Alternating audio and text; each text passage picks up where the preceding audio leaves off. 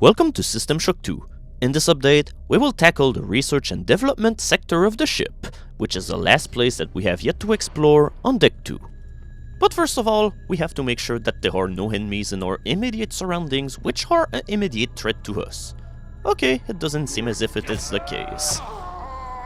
As long as you can see pipe hybrids coming way ahead of time, they're usually not of a threat to us. But if they happen to spawn behind your back, this is where they can get trouble.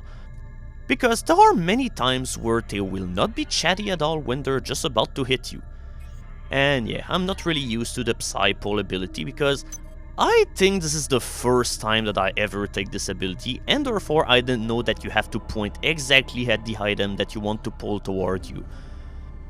But hey, having Psy-Pole allowed me to have armor-piercing bullets, and it will definitely be a godsend, well, you know, if I happen to know how to use a gun.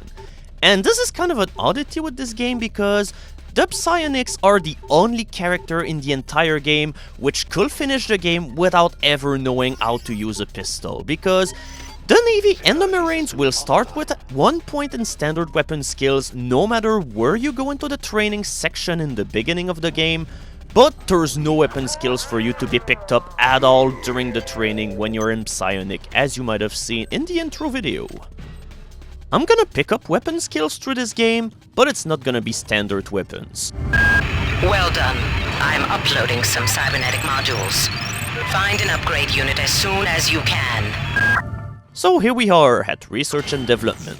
This is where we shall hopefully find the code in order to open the maintenance shaft that will lead to engineering, but okay, how the hell did that person committed suicide? I mean, he clearly shot himself, but there's not even a gun.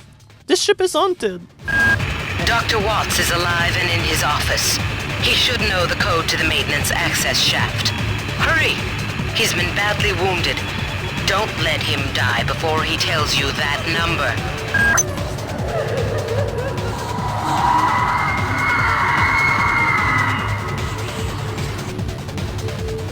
Speaking of ship which is haunted, this whole place is really depressing. I mean, even the ghosts die. But yeah, we shall be heading toward Dr. Watts, but we have more important matters to attend to, which is looting! And here we have our first maintenance tool of the game. These allow you to keep your weapons in good shape and prevent them from breaking. But you will need maintenance skills in order to be able to use them, which I don't have. Anatoly, there's only so much corporate calisthenics I can go through before I start to feel a little queasy, so let's get down to brass tacks here. We don't like each other. We each have our own motivations for undertaking this mission, so let me give you a little warning. I cannot be circumvented. I cannot be tricked. I cannot be manipulated. And I cannot be bought. You come at me straight and keep the fancy maneuvers for your next board meeting. Just because my father swam with the sharks doesn't mean that I do.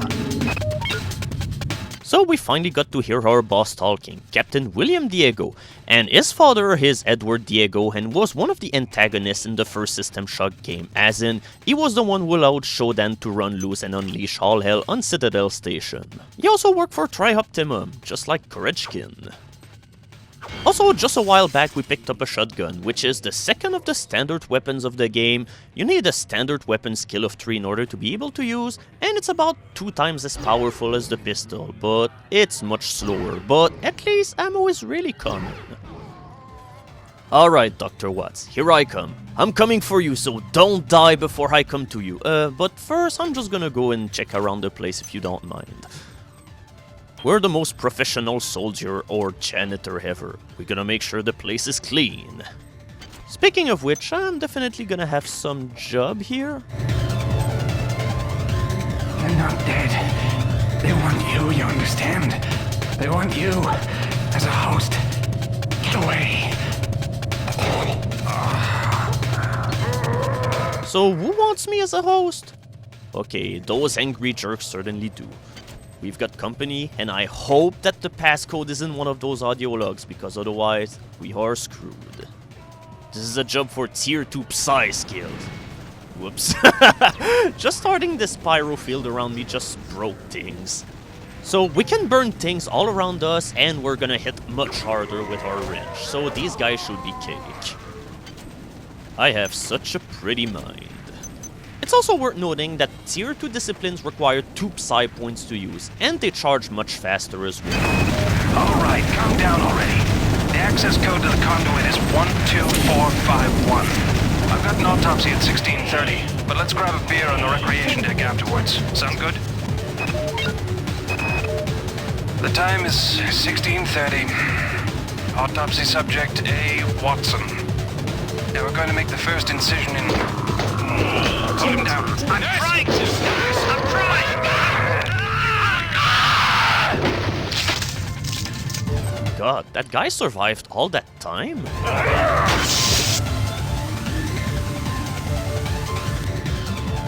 Okay, it was just part of the audio log.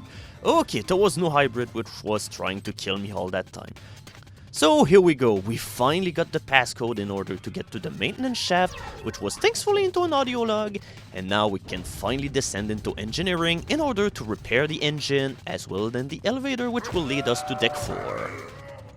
I like this guy's style of dancing, it really will win him a whole lot of awards if he continued, but unfortunately I had to put him down. I'm just starting to have the feeling we're not gonna see a whole lot of survivors on this ship. Oh shit, it's that robot from earlier. Oh shit. You're supposed to operate on machinery, not on people. That's all the work of Xerxes, obviously. So, since we're a psionic agent and we don't have a gun, we have no choice but to wrench those robots. They have a lot of health, and finally their attacks can be pretty hard to avoid. And just like with the turret, you need to not back into them, but away from them in order for you to not explode with them whenever you land them the killing blow. Normally, you're supposed to use armor-piercing bullets, and even then, it takes something like 7 or 8 bullets in order to kill them. They're really not easy adversaries this early in the game. So the way toward engineering is finally open, but before we do so, since opening the door got us some extra modules, we're just gonna go back to the upgrade station and we're gonna get some more goodies that we missed in the past. For instance, Cypol can allow you to get those items, but be careful to not fall off in the process. We're gonna put another point in hacking, and finally... yeah, we're gonna go with research right now, because we're finally gonna be able to get some more damage bonuses against enemies. And we'll be able to use this skill right now, considering that I already have 2 enemy organs to research. So research is done all on its own, you just right click and here we go. Your cybernetic rig will handle all of the job by itself. Okay, now once more but with feeling. Like I said, I'm still learning how to use Psy-Pull, and therefore I just learned that you cannot pull several objects all at once. It has to be one object at a time. But before we go down engineering, we have to do one more roundabout all over the place because our newest point in hacking finally gives us the ability to open those security crates, and we're just gonna go all over the place in order to open all of them in order to reap our rewards. Or at least we're gonna try to. How the hell did I miss that? It's 25%. I mean, sometimes hacking can be annoying because even though the percentage is still very, very low, you can still fail. And we've concluded our first research. We're now able to deal 25% more damage to hybrids until the end of the game. And this is why research is a very valuable skill, because when you're a low power character, or when you're pretty much any kind of character, having those damage upgrades can make the game a whole lot more convenient. And finally, researching the organs give you some more backstory and explanation as to how of those enemies come into life or whatever. And finally, you can learn some tips as to how to deal with those enemies in a more efficient manner. For instance, the recommendation here says that it's vulnerable to the same kind of stuff that a human will be. So that means anti-personal bullets as well then fire. Once that you finish researching an organ, you can simply throw it away because it won't be necessary anymore. And we can start a new research, but for this one we will need some chemicals. That will be par on the course for most stuff that you will research. Usually you'll need some chemical. And since we're in the vicinity of the chemical storeroom, we'll go and do it. I'm just gonna cut forward to all of the new crates that I will be opening, unless that something worthwhile happens in the way. But right now we're just gonna try to speed things up in order for us to go down here a whole lot faster. But at least we can research our monkey hybrid organ or whatever. Knowing how to open security crate really can net you a whole lot of goodies, so they're always worth it. So right now we're going back to the medical station in order for us to open the crates that were there.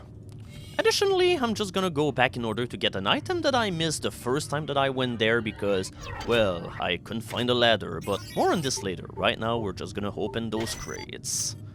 While the crates on the other deck were pretty simple and straightforward, here things are not as kind. I mean, why the hell are they putting a security crate inside a radiation-filled room? I mean, this is a huge dick move. I mean, for most people, you wouldn't even need to lock the crate at all because people would not have the idea to go there in the first place. And yeah, I didn't use an anti-radiation hypo because I decided that healing myself at the healing table will be far less costly than using a hypo. 5 nanites for a full heal always is a bargain. And here we have the appearance of the first heist nodes of the game. If you fail to hack them, not only you will fail the attempt of hacking, but you will make the crate explode and it will also hurt you in the process. Not very pleasant stuff. Chemical needed. Once you get this voice telling you this reminder, your research is brought to a grinding halt unless you insert the chemical. I really don't know what happens here. I mean, do you chug the chemicals in order to make the research advance, or... I really don't know how that works, but yeah, it's only a video game. Okay, there's only one crate left to be collected, and it's probably the hardest one of the bunch. Yeah, all of this security just for an anti-radiation hypo? Holy shit, they certainly are getting more and more expensive. And yeah, of course, I was forgetting the worms, am I right? But in all seriousness, I didn't miss this container of nanite here, but there's also something else that I missed. Something which is certainly more valuable than 20 nanites. I first thought that you had to do some kind of acrobatics with this one crate in order to climb up here, but it turns out that, well, you know, there's a ladder right here, so yeah, might as well just take that. It's gonna be far easier. You just jump here in order to get the nanite, but what I did in my playthrough was to simply jump from down here and I was able to grab them in the jump, but you can also go here, and this is certainly the most valuable place of them all, because you get 4 cyber modules and you will also get your first shotgun of the game instead of having to wait for the research and development one. Research complete. And yeah, I wasted so much time in that room that I somehow managed to finish my studies on the monkey brain. We are now the master of puppets, monkeys. And yeah, no wonder those monkeys are pissed. They got their skulls surgically removed. God, are the monkeys fucked up or the people on the Von Braun? And yeah, like hybrids, they're vulnerable to anti-personnel bullets as well than fire. And here's another item that I missed in the neighborhood. It's a grenade launcher right underneath the minibar. One of the best weapons of the game, but unfortunately, this one is broken.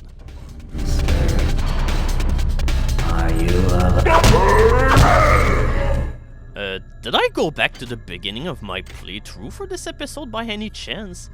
It's starting to be quite a coincidence that I'm pretty much fighting the same odds the second time I'm coming back here. So a change of scenery will be greatly appreciated, because as of now, we are finally done with Deck 2 and we're never gonna have to go back here again unless that we want to spend modules or anything, or want to kill hybrids just for fun. Do not waste time patting yourself on the back. Get down to that shaft to engineering and reset the primary reactor core. That will restore power to the elevator and you'll be able to get up to Deck 4. Get going!